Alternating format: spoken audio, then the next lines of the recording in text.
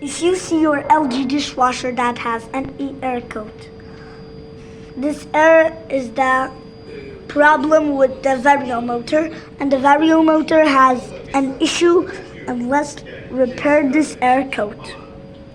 Let's check. This is the vario motor, and if you're wondering where it is problem, let me explain.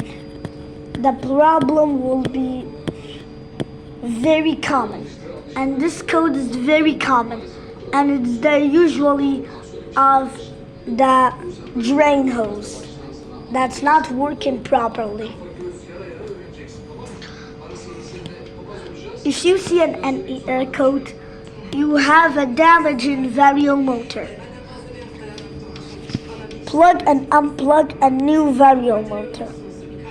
But the actual reason is very surprising. That satisfies you. You see, the first thing that you do is unplug the dishwasher, then plug it again. If you put the vario motor, make sure that you put it, and power off the dishwasher and power it on again, and it works successfully. Make it quick and dry if it does still not working quick.